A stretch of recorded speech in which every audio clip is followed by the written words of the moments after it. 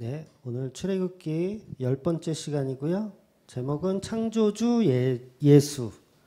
출애굽기 3장 12절부터 14절까지 보겠습니다. 출애굽기 3장 12절에서 14절 같이 읽을게요. 시작. 하나님이 이르시되 내가 반드시 너와 함께 있으리라. 내가 그 백성을 애굽에서 인도하여 낸 후에 너희가 이 산에서 하나님을 섬기리니 이것이 내가 너를 보낸 증거니라. 모세가 하나님께 아뢰되 내가 이스라엘 자손에게 가서 이르기를 너희의 조상의 하나님이 나를 너희에게 보내셨다 하면 그들이 내게 묻기를 그 이름이 무엇이냐 하리니 내가 무엇이라고 그들에게 말하리까. 하나님이 모세에게 이르되 나는 스스로 있는 자니라. 또 이르시되 너는 이스라엘 자손에게 이같이 이르기를 스스로 있는 자가 나를 너희에게 보내셨다 하라. 아멘. 이스라엘 백성들은 전부 아브라함의 하나님, 이삭의 하나님, 야곱의 하나님에 대해서 알고 있습니다. 말씀하지 않으셔도 이스라엘 백성들은 다 알고 있어요. 그러니까 우리 조상 대대로 믿고 있던 하나님이라는 자체를 알고 있습니다. 그런데 굳이 하나님께서 모세에게 내가 어떤 하나님이라는 것을 지금 말씀하고 있는 거예요. 그러니까 이스라엘의 개념 속에는 사실은 유일신의 하나님이 있지만 이방신들은 애굽에 있는 이방신들은 신이 많거든요. 막 여러 개의 신을 막 섬겨요. 그러니까 10대 재앙 그러면 그게 그냥 일반적인 재앙이 아니라 애굽인들이 그동안 섬겨왔었던 잘못된 신앙관의 우상으로 섬기던 것들을 재앙을 내리는 거거든요. 그러니까 하나님께서도 이제 그 유일신, 그 창조주 하나님에 대한 설명을 하시는 거고, 그리고 또 모세도 뻔히 알면서 아브라함의 하나님인지 이삭의 하나님인지 야곱의 하나님인지 뻔히 알면서도 하나님한테 이름을 물어봐요. 이름이 뭐냐고 하나님한테 이름을 물어봅니다. 그러니까 하나님은요, 그 자체로서 사실 이름이 필요가 없는 분이세요. 왜? 너무너무 크신 분이기 때문에 이름이 필요가 없습니다. 그러니까 이름이라는 것은 고유명사잖아요. 어떤 사람을 가리킬 때 쓰는 게 이름이잖아요. 그럼 지금 전 세계 인구가 요새 몇 명인지 아세요? 전 세계 인구? 저는 아직도 50억인 줄 알고 있었어요. 인터넷에 이렇게 쳐보니까 지금 세계 인구가 77억이 넘더라고요. 와, 그렇게 말하죠. 77억이 넘어요. 그러니까 이 77억의 인구는 누가 누군지를 식별하기 위해서 우리는 다 이름을 갖고 있어요. 이름을. 그래서 이름도 이제 동명이인이 있기 때문에 저 같은 경우도 이제 동명이인이 있잖아요. 그래서 꼭 이혜원이라는 그 사람을 이렇게 지칭해서 얘기할 때 지역 이름을 붙이든가 아니면 직업을 붙이든가 아니면 지역을 붙이든가 해가지고 뭐 파주에 있는 주맘교회 이혜원 목사 이렇게 해야지 그가 누구인지를 알지. 인간은 그냥 이혜원 그러면 뭐 수백 명, 수천 명이 있기 때문에 알 수가 없습니다. 근데 인간들한테는 그렇게 이름이 필요해요. 왜? 여러 명이 있으니까 이름이 필요해. 근데 하나님은 한 분이기 때문에 이름이 필요 없는 거예요. 근데 굳이 모세는 이름이 뭐냐고 이제 하나님께 물어보는 거죠. 그러니까 홀로 계신 유일한 하나님이기 때문에 이름이 필요 없죠. 그래서 하나님이 이렇게 말씀하십니다. 모세에게 나는 스스로 있는 자다라고 얘기해요. 스스로 있는 자다. 그러니까 이 말은 그냥 나는 나다예요. 나는 나다. 나는 나야. 그러니까 I am who I am. 나는 나야. 이렇게 이야기하는 겁니다. 그래서 나라는 그 존재 자체를 고유명사로 지칭할 수 없는 분이세요. 그냥 나는 그냥 나야라고 얘기하는 거예요. 그래서 이게 발음상 이제 그 히브리어로 하면 이제 야훼 또는 여호와 이렇게 표현을 하거든요. 발음상. 그래서 지금 우리가 여호와라고 쓰기도 하고 그다음에 여의도 순복음교회는 야훼라고 쓰기도 하잖아요. 그래서 뭐 서로 그 같은 얘기니까 큰 의미는 없습니다. 그래서 그렇게 썼는데 그렇게 쓰다 보니까 이스라엘 백성들은 하나님의 이름을 사실 이름도 아닌데 하나님 이름도 아니에요. 그냥 여호와라는 건 하나님의 이름도 아닌데 그 말조차 하기가 너무 불경한 거예요. 인간인 우리가 어떻게 하나님의 이름을 막 부르냐. 그래서 이제 나의 주님이라는 표현으로 이제 아도나이라는 표현을 들어보셨을 거예요. 그래서 아도나이라는 표현을 나의 주님이라는 뜻이거든요. 그 이름으로 사용하기도 했어요. 그리고 이제 70인역이라는 성경을 보면 70인역은 이제 히브리어 유대어를 헬라어로 번역한 책이거든요. 그때 이제 이 여호와라는 단어를 에고 에임이라고 번역을 해요. 에고 에임이. 이것도 마찬가지로 스스로 계신 분이란 뜻이에요. 에고 에임이도.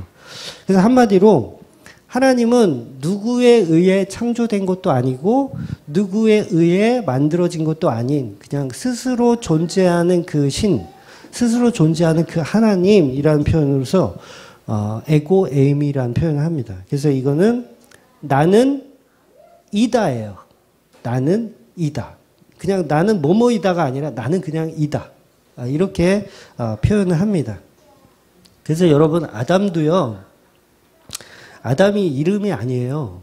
아담 이름인 줄 아셨죠? 아담 그러면 이름인 줄 아는데 아담 자체도 이름이 아니에요.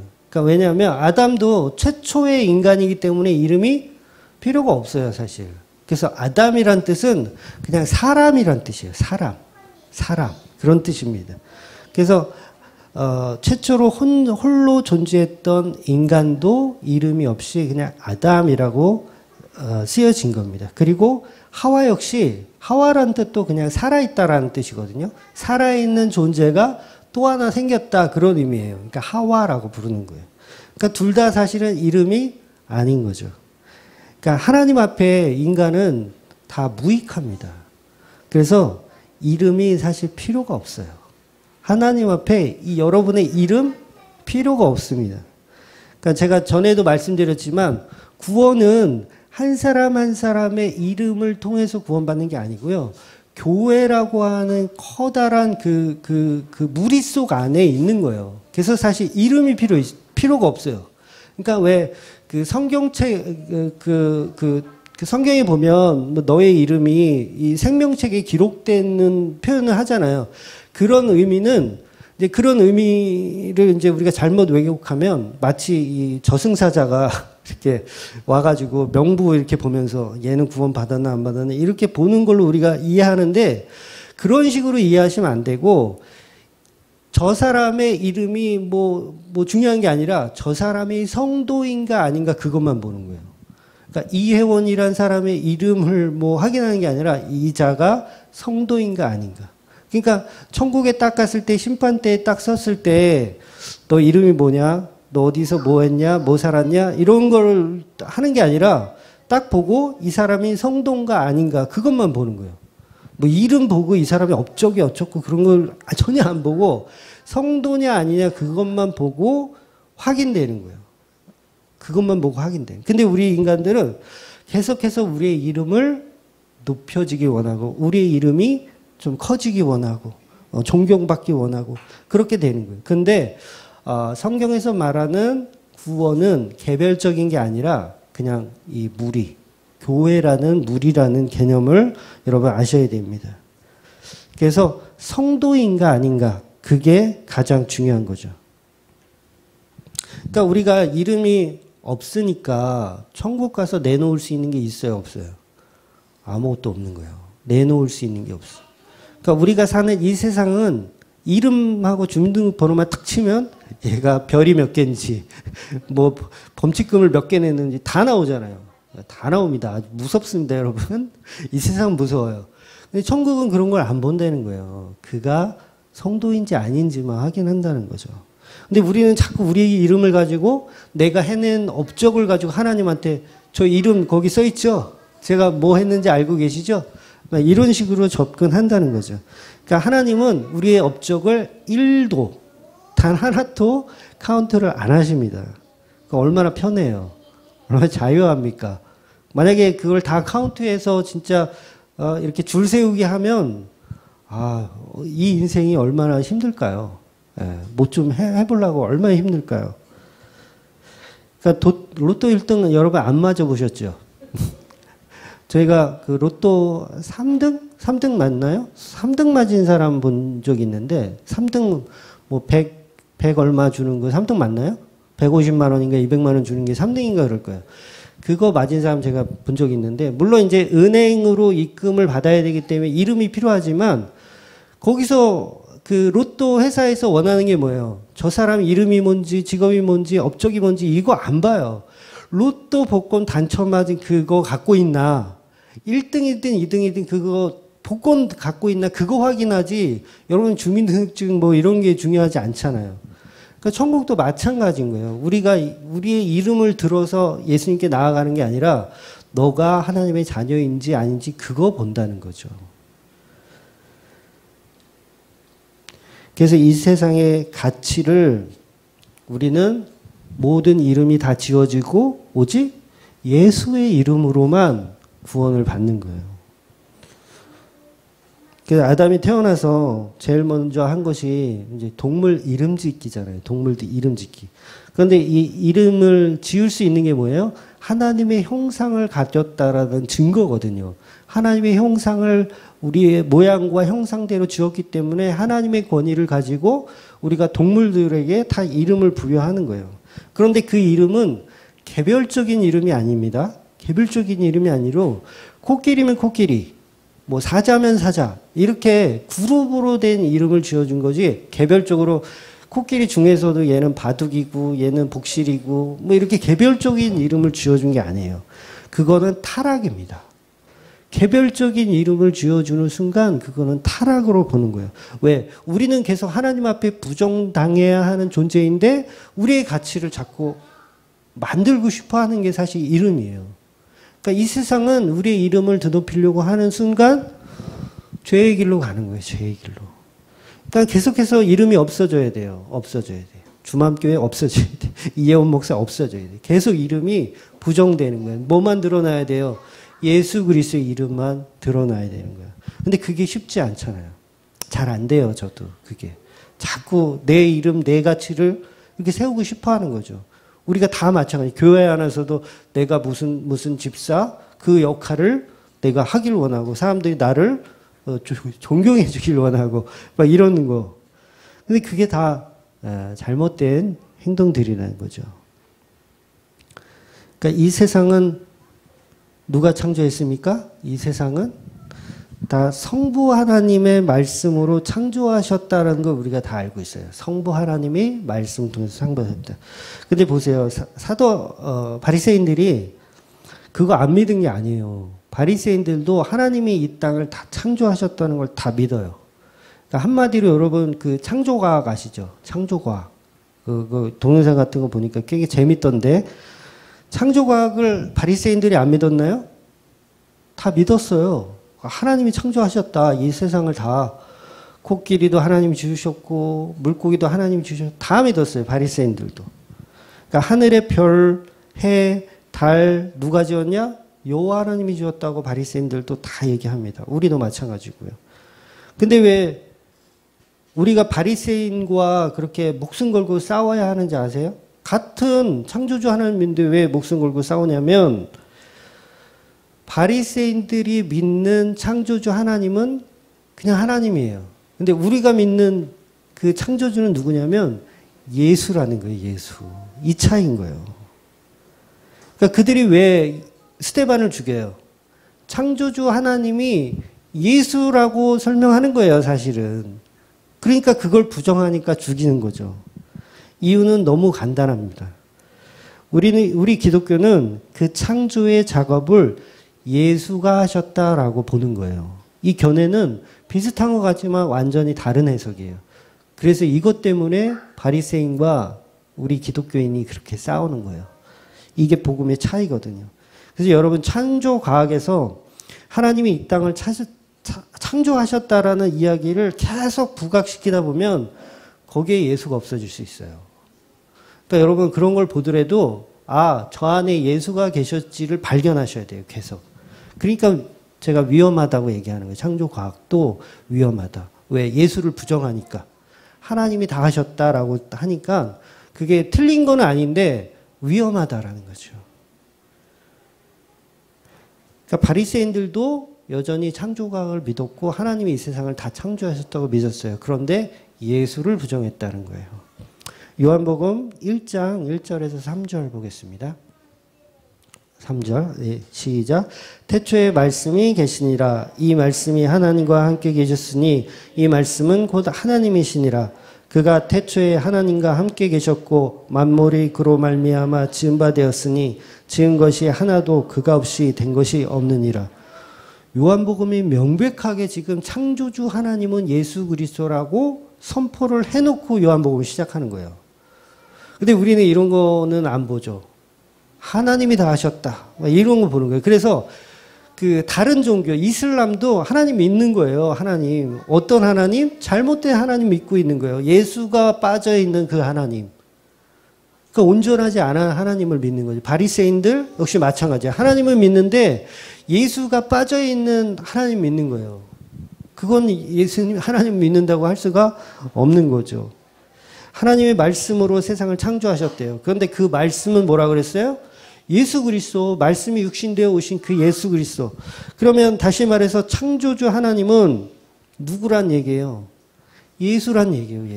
예수가 다 창조하셨다는 뜻이에요.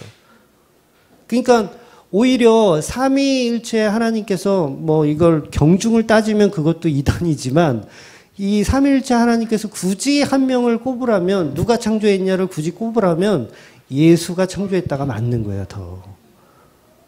물론 틀린 말, 뭐 하나님이 창조했다 그런 말이 틀렸다는 건 아니지만 굳이 따지려면 예수가 더 정확하다는 거죠. 말씀이 육신돼서 그 말씀으로 인해 정말 하나라도 그 예수 그리스도를 통하지 않고서는 창조된 게 없다라고 요한복음은 명백하게 얘기하고 있어요. 그런데 바리새인들은 이걸 안 믿은 거죠. 이 말씀을 안 믿은 거예요. 기독교 안에서도요, 여전히 마찬가지입니다. 예수 그리스도가 창조주라는 걸 안 믿어요. 그러니까 그 십자가를 우습게 보는 거예요. 복음을 우습게 보는 거고. 예수 그리스도는 창조주 하나님입니다. 동일한 하나님이에요.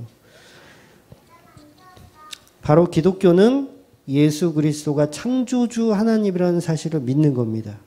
그래서 가짜 교회들은 복음을 아는 교회들과 가짜 교회들은 이거 갖고 싸우는 거예요. 창조주가 예수냐 아니냐 이거 갖고 싸우는 거예요. 성부의 창조냐 성자의 창조냐 이거 갖고 싸우는 거예요. 물론 둘 다 맞는 얘기지만 기독교는 예수를 창조주로 보는 겁니다.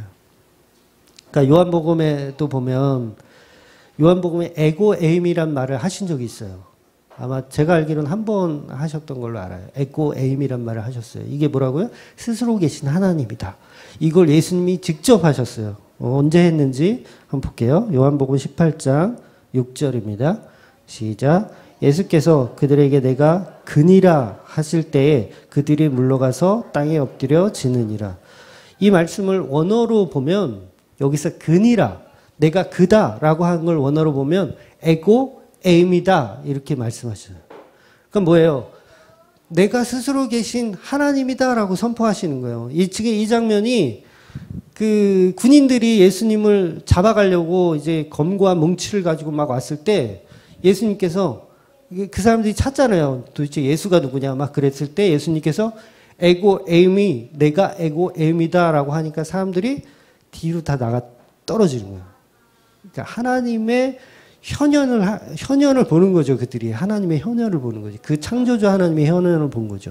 예수 그리스도를 통해서. 그러니까 사람들이 그 선포에 놀라서 뒤로 나가 자빠지는 거예요. 내가 그니라. 내가 에고 에임이다. 내가 호랍산 떨기나무에서 모세에게 들었던 그 여호와의 음성을 이들이 들은 거예요. 그러니까 예수가 곧 창조주 하나님인 거죠. 그러니까 하나님은 너무 높으시긴 존재이기 때문에 이름이 없으십니다. 우리가 상상할 수도 없는 너무 크신 분이기 때문에 이름이 있을 수가 없고 고유명사 자체가 될 수도 없는 분입니다. 지금 모세는 그 형용할 수 없는 그 하나님과 같이 지금 일을 하는 거예요. 대화를 하면서 일을 하는 거예요. 그럼 보세요. 하나님이 본인의 일을 하는데 쓰임받는 도구를 결정할 때 그 도구가 얼마나 가치가 있는지 그게 필요한가요? 중요해요? 정말 천지를 창조하신 하나님이 일을 하시겠다 하는데 정말 그 도구가 무슨 중요성이 있어요? 하나도 안 중요한 거예요. 정말 그지 발색이라도 하나님이 들어서 쓰시면 얼마든지 쓰시는 거예요. 전에 어떤 분이 저 IQ를 물어본 사람이 있더라고요. 제 IQ를. 그게 왜 궁금하냐고요. 하나님이 도구되어 사용되는데 그 사람이 IQ가 높건 작건, 정말 어떤 뭐 신학대학을 어디를 나왔건 그게 뭐가 중요하냐고요. 하나님이 언변이 뛰어난 사람을 이렇게 골라서 얘는 말 잘하니까 내가 목사로 세워야겠다 이러고 세우는 게 아니라니까요. 그래서 그냥 세우는 게 그냥. 그러니까 소명과 사명의 차이가 그거라 그랬잖아요. 소명은 그냥 네가 해. 그럼 하는 거예요. 사명은 얘 잘할 것 같은데 그거 네가 해볼래? 이게 사명인 거예요. 그러니까 우리는 다 소명으로 가는 거예요. 소명으로. 재능이 있고 뭔가를 특출나게 잘해서 하는 게 아니라 그냥 하나님이 들어서 너 해 그러는 거예요. 모세 말을 못해요. 어느래요. 뭐 확인된 건 없지만 겸손해서 한 얘기인지 뭐 어쩐지 제가 봤을 땐 정말 말을 못했을 것 같아요. 이게 말이 잘 어눌하고 이게 잘 안 터지는 사람은요. 저희 친구들도 그래요. 잘 말을 조리 있게 못하는 사람은 주먹부터 이게 말로 못 이기니까 초보도 나가는 친구들이 있어요. 모세가 그랬단 말이에요. 모세가 이게 말로 이게 말주변이 없으니까 주먹부터 이렇게 나가. 오죽하면 때려 죽여요. 여러분 웬만한 그 운동해가지고 사람 때려 죽이는 게 이게 되겠어요? 근데 모세는 주먹부터 나갔던 사람이에요. 그러니까 하나님이 쓰실 때 그 사람이 어떤 사고와 사상인지 어떤 실력을 가졌는지 전혀 안 보신다는 거죠. 그러니까 여호수아가 얼마나 전쟁을 잘하는지, 여호수아가 참 전쟁을 잘하지, 얘가 좀 지략에 뛰어나지, 그래서 세운 게 아니라는 거죠. 하나님은 그냥 세우시는 거예요. 그런 실력 없는 사람들에게 하나님이 찾아오셔서 이 엄청난 출애굽기 사건의 리더자로 삼으시는 겁니다. 그러니까 모세는 절대 겸손한 사람이 아니에요. 하나님이 겸손한 사람 들어다가 쓰시는 게 아니라 그냥 겸손하게 만드시는 거예요. 안 겸손한 사람 가지고 겸손하게 만드는 거예요. 그러니까 하나님이 진짜 함께 하시는 사람이면 나는 아무것도 할 수 없습니다. 그 자리로 가는 거예요. 그러면 하나님이 함께 하시면 배짱이 생기잖아요. 하나님이 함께 하시면. 저희 다주가 이제 아빠를 이제 등이 없고 이 놀이터에 가면 자기보다 2-3살 많은 형들한테도 다 반말을 해요. 좀 비유가 부적절한데 아무튼 이거 우스갯소리로 한 거고요. 우리 하나님의 그늘 안에 있으면 그 상태가 겸손한 거예요. 그러니까 나를 드러낼 수가 없는 거죠. 하나님의 그늘 안에 있으면 겸손해질 수밖에 없습니다. 그러니까 저는 실력이 없습니다. 하나님 저는 능력도 없어요. 저는 싸움도 못하고요. 말도 잘 못해요. 어눌해요. 아는 것도 없고요. 자꾸 헷갈려요. 이랬다 저랬다 뭐 왔다 갔다 하는 인생입니다. 그냥 하나님이 꼭 붙들어 주셔야 합니다. 이 상태가 바로 겸손한 거죠. 그래서 아론이라고 하는 모세의 형, 정말 말 잘하는 모세의 형을 모세에게 붙여주시는 거예요. 같이 사역하라고. 그러니까 여전히 모세는 말을 못해요. 말을 못하는 게 맞습니다. 베드로전서 5장 6절 보겠습니다. 시작. 그러므로 하나님이 능하신 손 아래서 겸손하라. 내가 때가 되면 너희를 높이시리라. 그래서 하나님이 일하시는 사람들은 겸손할 수밖에 없습니다. 하나님의 일을 하는 사람들은 누구도 교만할 수 없어요. 만약에 그 사람이 교만하다, 그럼 하나님 일을 안 하고 자기 일을 하고 있는 거예요. 겸손해질 수밖에 없어요. 하나님의 일을 하면.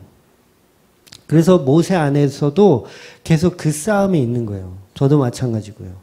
하나님의 일을 하면 겸손해질 수밖에 없는데 내가 자꾸 겸손하지 않고 교만해져. 그러면 이걸 또 자각해야 되는 거예요. 아, 내가 하나님의 일을 안 하나 보다. 내가 또 내일 하고 있네. 이거를 계속해서 자각해 나가는 거예요. 그럼 모세가 그거를 계속 경험해 나갑니다. 그러니까 1등의 자리로 가는 것보다 그 1등을 지키는 게 어렵잖아요. 다들 1등을 한 번씩 해보시죠. 2등의 자리에 있을 땐 1등을 바라보기 때문에 고치고 다듬고 자기를 볼 수가 있어요. 그런데 1등의 자리에 있으면 그걸 지켜내기가 힘듭니다. 왜? 나보다 강한 높은 상대가 없기 때문에 그것을 지키기 힘든 거예요.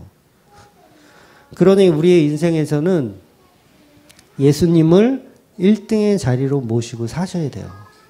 자기가 1등이 되려고 하면 안 되고. 아주 간단한 진리잖아요. 예수가 내 머리가 되어서 사는 거. 그러니까 전부 예수는 없고 나라는 우상만 달고 사니까 내가 1등으로 사는 거잖아요. 1등만 기억하는 더러운 세상, 내가 1등으로 살아야겠다. 그러니까 계속 불안한 거예요. 1등은 계속 불안해요. 꼴등은 불안하지 않습니다. 조금만 노력하면 되거든요. 근데 1등은 불안해요, 항상. 이걸 지켜내기 위해서. 그러니까 이 세상은 전부 피라미드 구조인 거 아시죠? 이 세상은 다 피라미드 구조예요. 여러분이 아무리 바라 그래도 이 세상은 상위 2%가 다 지배하고 그 사람들에 의해서 다 움직입니다. 그러니까 결국 이 피라미드 구조 속에서 우리는 살아갑니다. 그런데 성경도요, 이 피라미드 구조를 가지고 있는 거 아세요? 성경도 이 피라미드 구조를 가지고 있어요. 이게 어떤 의미의 해석이냐면, 결국 이 피라미드 구조 안에 제일 꼭대기에 누가 있어야 돼요? 예수 그리스도가 있어야 돼요. 우리가 성경을 해석해요. 출애굽기에 있는 말씀, 사도행전 말씀, 바닥에 있는 말씀들을 막 이렇게 해석해서 또 한 번 해석하고 또 한 번 해석하고 이렇게 계속 올라가면 결국 거기에 뭐가 있어야 돼요? 예수 그리스도가 있어야 되는 거예요. 그러니까 그게 십자가를 바로 보는 방법이에요. 얼마 전에 김 집사님이 저한테 책을 한 권 선물해 주셨는데 제목이 뭐냐면 출애굽기 속의 그리스도. 제목만 봐도 막 이렇게 은혜가 되지 않아요? 출애굽기 속의 그리스도. 그러니까 그분 이근호 목사님 책인데 그분 이 뒷장에 보니까 이제 책들 쓴 책들 보니까 제목들이 다 욥 안의 그리스도, 잠언 속 그리스도, 전도서 속 그리스도, 창세기 속 그리스도. 제목만 봐도 너무 흥분돼요. 제목만 봐도. 내용은 아직 안 봤어요. 집사님, 제가 출애굽기 속 그리스도 그거 보고 있거든요. 그래서 아직 다 못 읽어가지고 아직 보고 있는데 뭐예요? 이게 피라미드 구조라는 거예요. 우리가 성경을 욥기를 보든 시편을 보든 뭐 사도행전을 보든 거기에 다 뭐예요?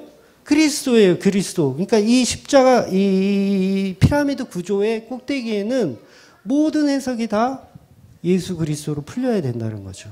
그러니까 모든 말씀은 전부 예수 그리스도의 방향성을 갖고 있어야 돼요.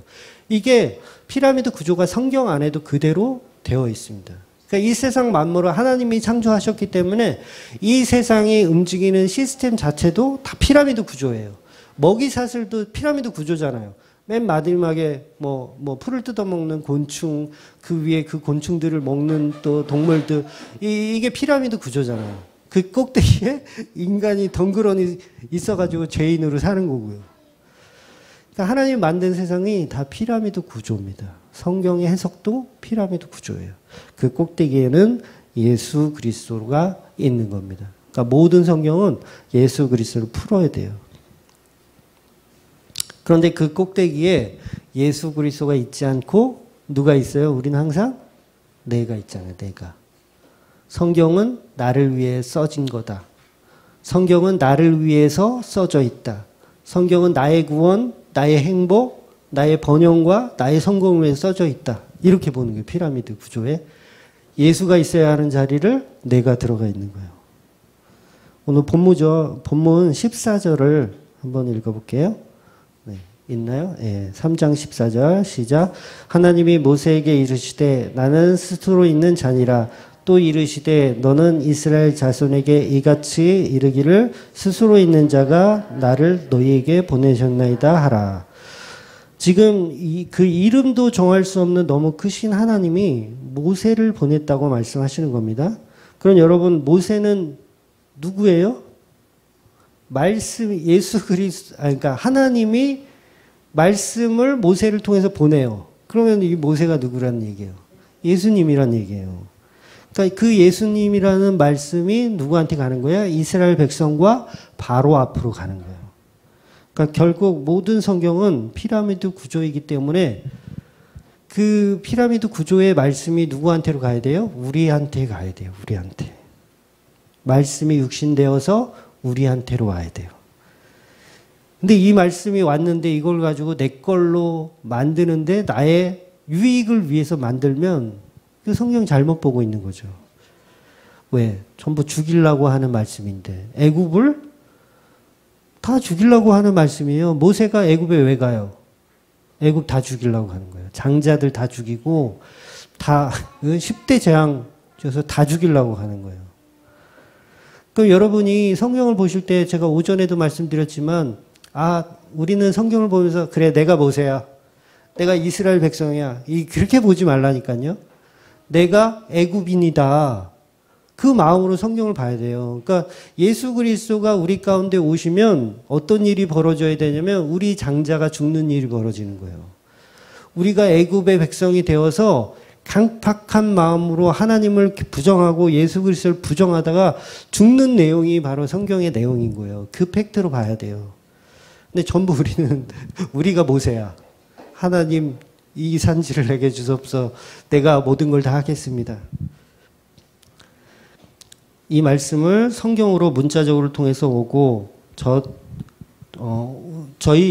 저나 여러분처럼 미련한 사람의 혀를 통해서도 증거가 되는 겁니다. 그래서 만물은 다 하나님의 말씀으로 이루어졌고 지금도 말씀으로 일하고 계십니다. 그런데도 불구하고 믿음이 없는 분들은 참 놀라워요. 그 말씀이 육신되어 오셨는데도 믿음이 없어. 지옥에 갈 수밖에 없죠. 이걸 못 믿으니. 엄청난 자기 믿음의 소유자인 거예요. 피라미드 구조에 자기를 덩그러니 올려놓고 그걸 믿음이라고 생각하고 있으니 얼마나 믿음 좋은 사람들이에요. 그 사람들이.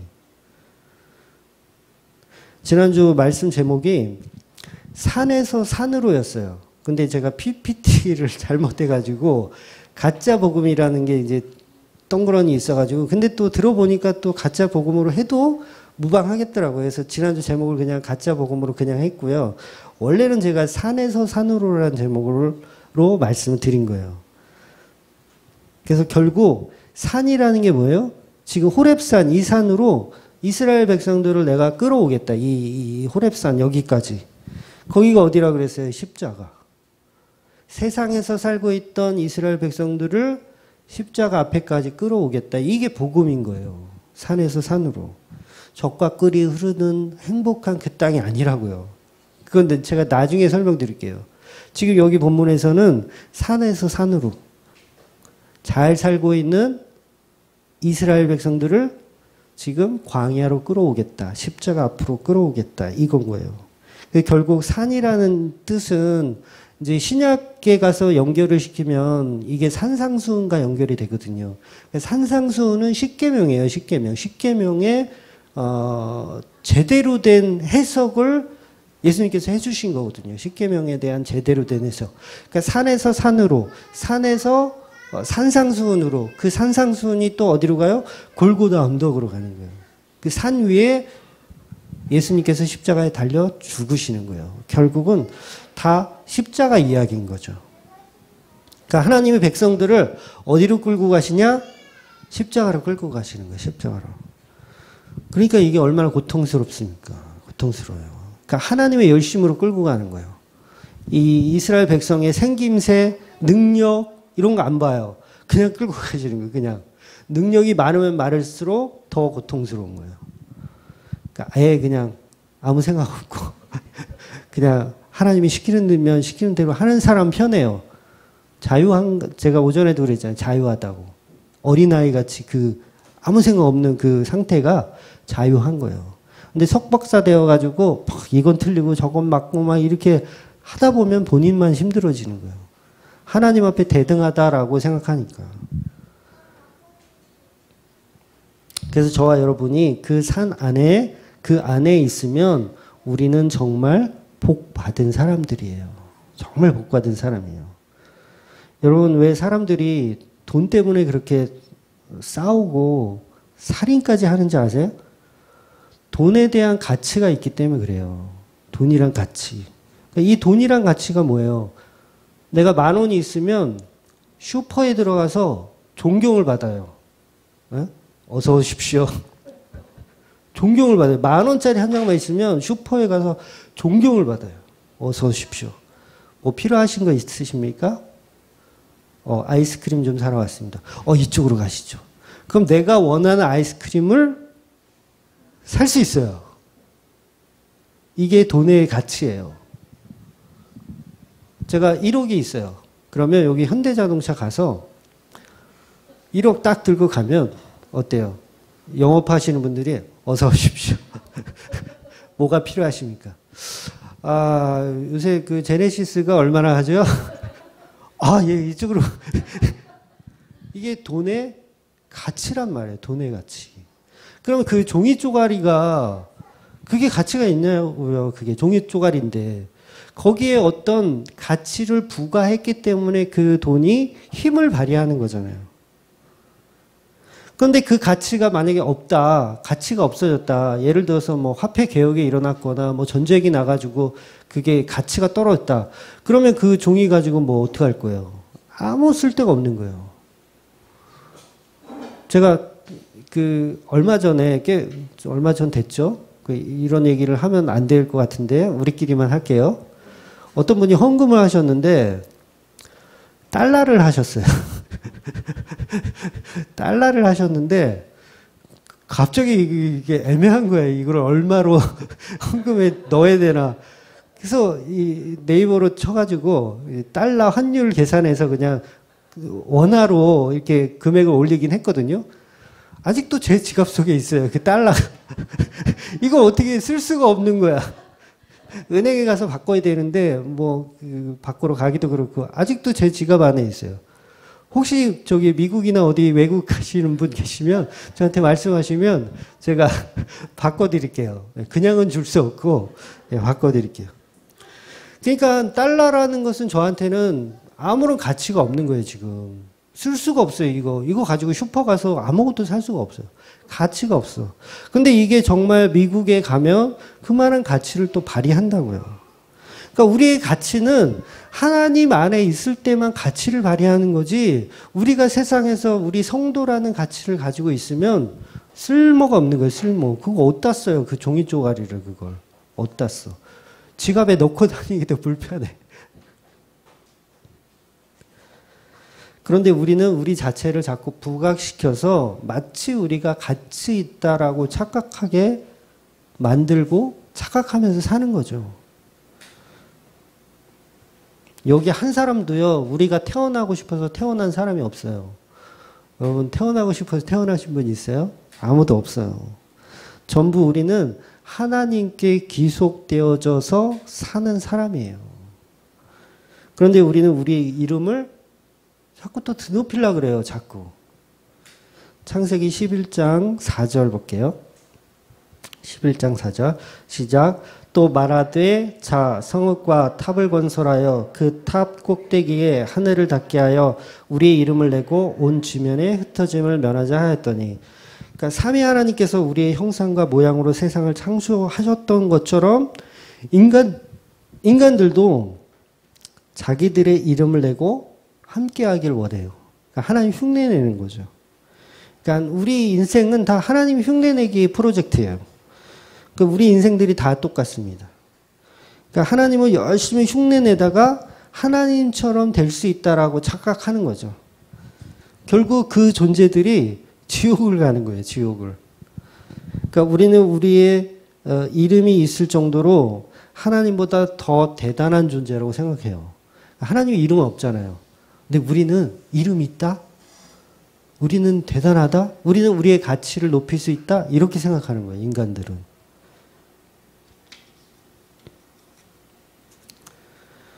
우리는 이렇게 우리의 이름을 높아지기를 원합니다. 이게 선악과고 이게 방금 우리가 읽은 바벨탑인 거예요.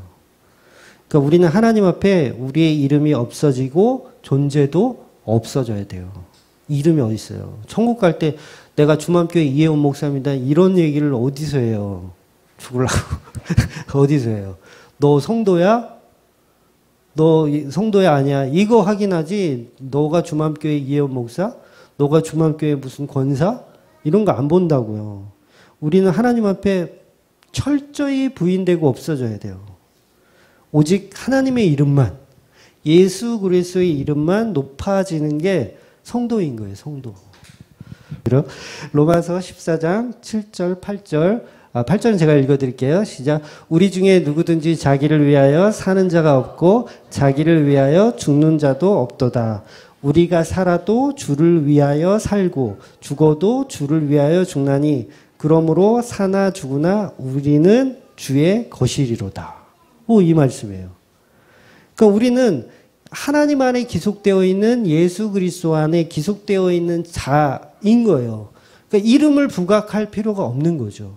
그러니까 여러분 왜 연예인들 보면 1세대, 2세대가 연예인인 분들 있잖아요. 아버지도 연예인, 아들도 연예인. 그러면 보통 그렇게 표현할 때 그러잖아요. 왜 아들은 좀 유명하지가 않아. 아버지가 더 유명해. 예를 들어서 누구누구 배우의 아들. 막 이런 게 부각되다가 그 아들이 나중에는 이제 더 유명해져. 예를 들어 뭐 하정우 같은 경우가 그런 케이스죠. 그러니까 하정우 씨가 더 유명해져. 그러면 오히려 아버지의 이름이 어떻게 됐대요? 오히려 떨어지고 누구누구의 아버지 이렇게 되는 거예요. 그게 옳은 거예요? 틀린 거예요? 성경적으로 보면. 틀린 거라는 거죠. 하나님의 이름만 드높여야 되는데 우리의 이름이 올라가면 하나님이 어떻게 돼요? 이혜원 목사의 하나님이 돼버리는 거예요.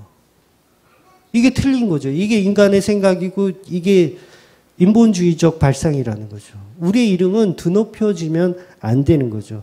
그러니까 사나 죽으나 우리는 예수 안에 있어야 되는 거예요. 그러니까 아버지의 아들, 그러니까 저의 아들 예주. 예주의 이름이 너무 드높여지면 어떻게 돼요? 저는 자동적으로 예주의 아버지가 돼버리는 거예요. 그런데 주맘교회 아들 그러면 예주, 다주. 왜 이렇게 되는 거죠? 이게 지금 무슨 소리야? 이해하지, 예주야? 무슨 얘기인지 이해하지? 그러니까 그렇게 하지 말라는 게 아니라 유명해지지 말라는 게 아니라 하나님이 볼 때 그렇다는 거죠. 우리는 하나님의 이름을 드높여야지 내 이름을 드높이다 보면 하나님의 이름이 훼손되어진다는 거예요. 훼손되어진다. 주여. 여러분 모세가 미디안 광야에서 40년을 살았습니다. 제가 지난주에도 말씀드렸지만 40년을 살았다는 건 하나님의 훈련의 기간이라고 제가 표현을 했어요. 그런데 그 훈련의 기간을 통해서 모세를 이용하는 데 있어 적합한 인물로 사용했다라는 게 아니에요. 그래서 제가 훈련이라는 단어를 쓸 때 조심스러웠던 거예요. 그러니까 어떤 모험적인 일들을 많이 했기 때문에 모세를 사용했다라고 보시면 안 되세요.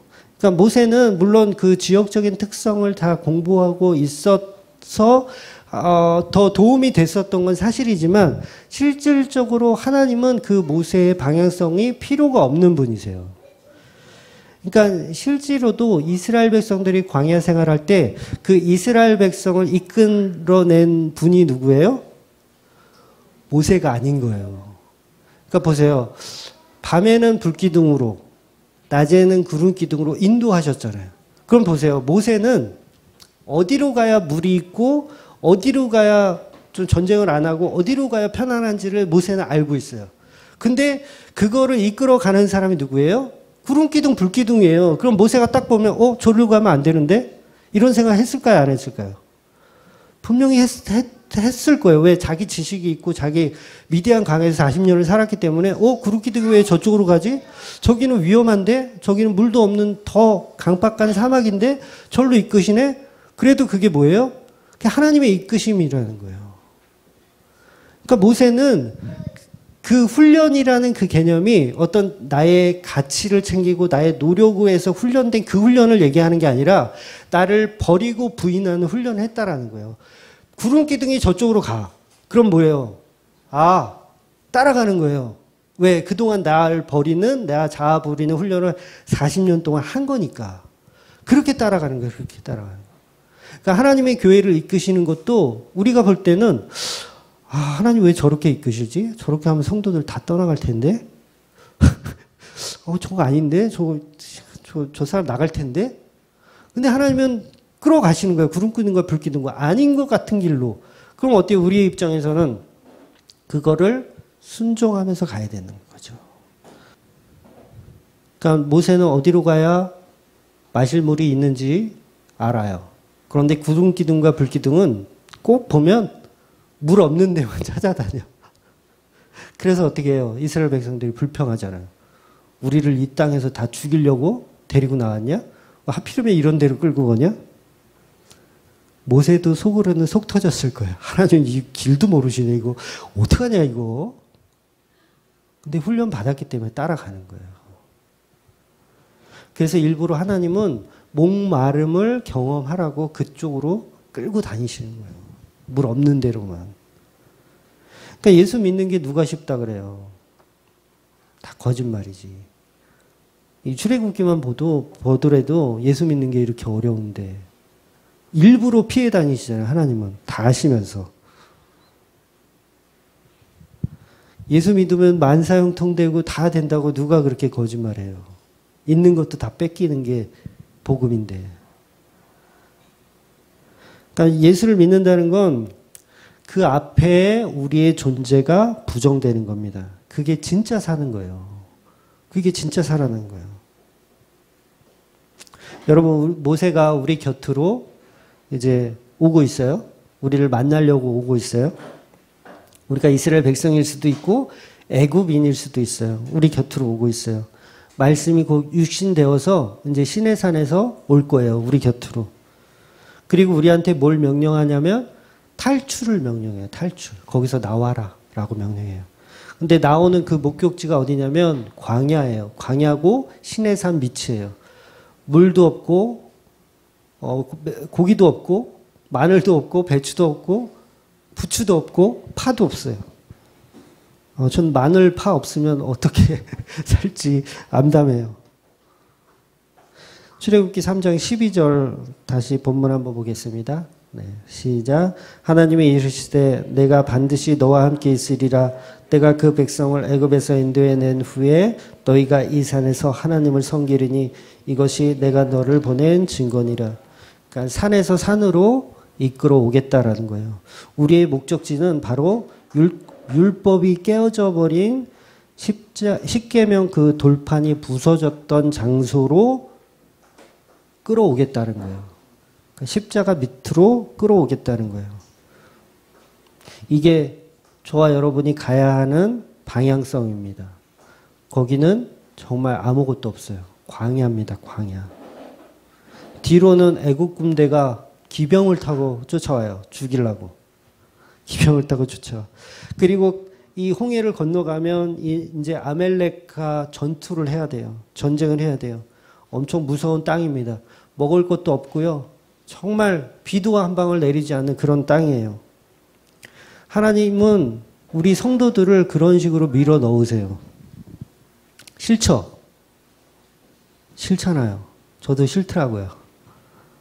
아니 목사님 교회 다른 교회 목사들은 그렇게 설교 안 하던데 예수 믿으면 복 받고 형통한다고 그러던데 도대체 목사님 뭔 소리 하는 건지 맨날 그래가지고 교회가 부흥되겠냐고. 그러니까 시즌 3가 있지. 시즌 3까지 오지 않냐고. 근데 여러분 진리는 십자가 안에 있는 게 맞아요. 그러니까 십자가 앞으로 안내를 받아서 거기까지 가게 하는 게 목사의 역할이고 교회의 역할입니다. 근데 여러분 스데반 집사가 죽을 때 표정 보셨어요?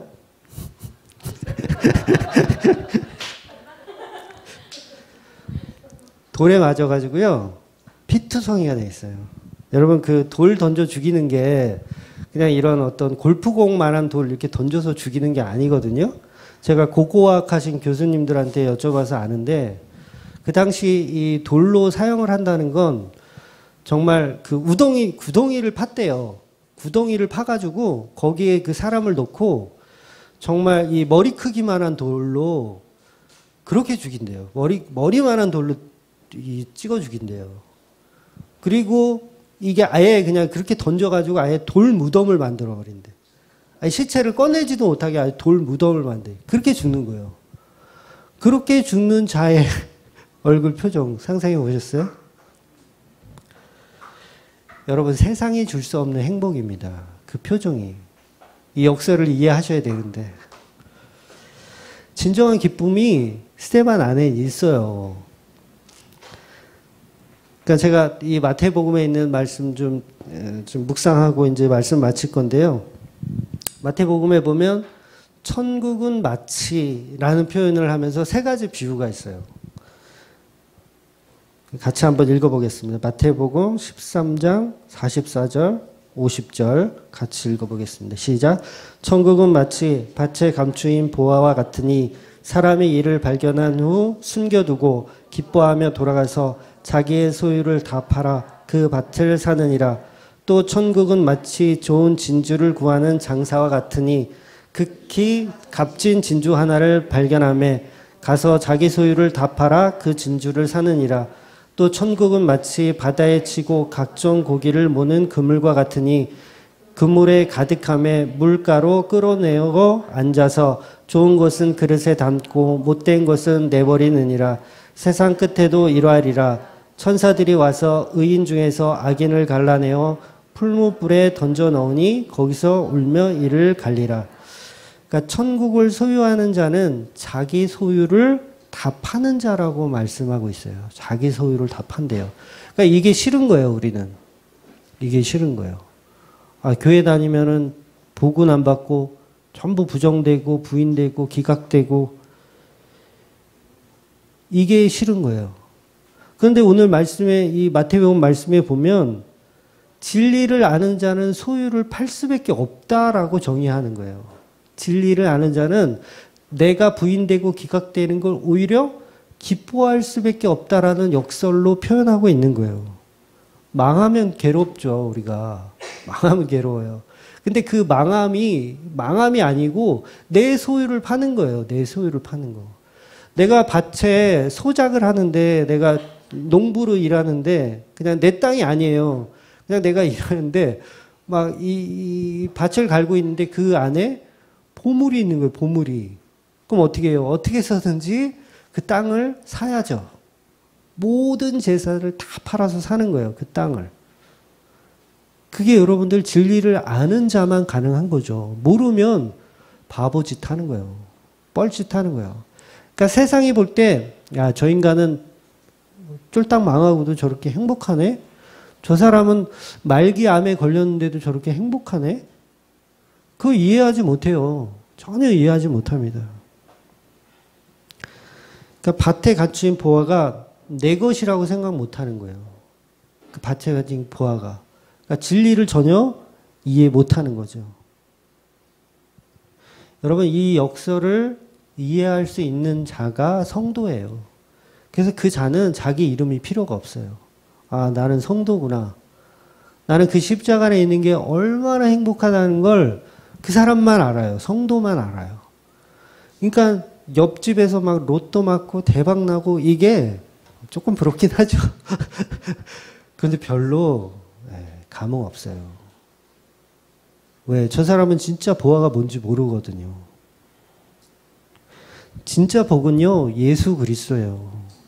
여러분, 이거보다 더 큰 복이 없습니다. 그러니까 여러분, 이게 굉장히 막연한 것 같아도 진짜 성도는요, 누구보다도 행복하게 살아요. 누구보다도 기쁨으로 삽니다. 뭐 우울하고 뭐 침울하고 뭐 세상에서 다 찢기고 망하고 스데반 얼굴 표정을 보셨잖아요, 여러분. 네? 빛나요, 광채가 나요.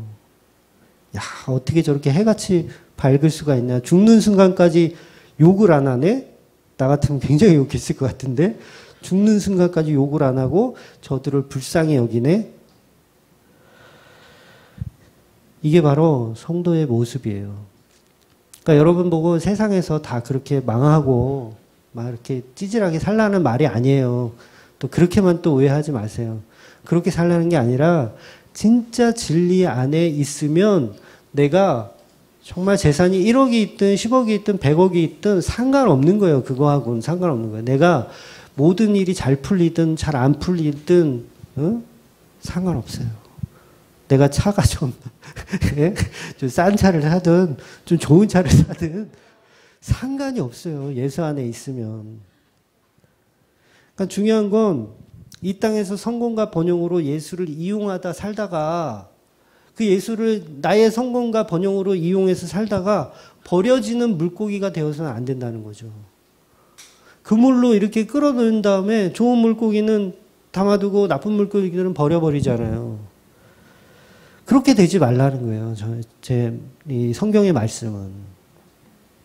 정말 복받은 자는 예수 앞에, 예수 십자가 앞에서 그 은혜를 경험하며 기쁨으로 사는 자예요. 그러니까 내가 이름이 없어도 기쁜 거죠. 세상은 이름이 없으면 안 기쁘잖아요. 내가 좀 잘나야 되고 내가 좀 이렇게 내세워야 되는데 성도 그러면 아무것도 없어. 이름도 없어. 그럼 하나도 기쁠 게 없잖아요. 그럼에도 불구하고 기쁜 거예요. 왜? 나는 성도니까. 나는 성도니까. 하나님이 나와 지금도 함께 계시니까. 내가 말도 어눌하고 내가 능력도 없고 그럼에도 불구하고 하나님이 나하고 함께 하신다고 하니까 기쁨으로 사는 거예요. 그게 성도죠.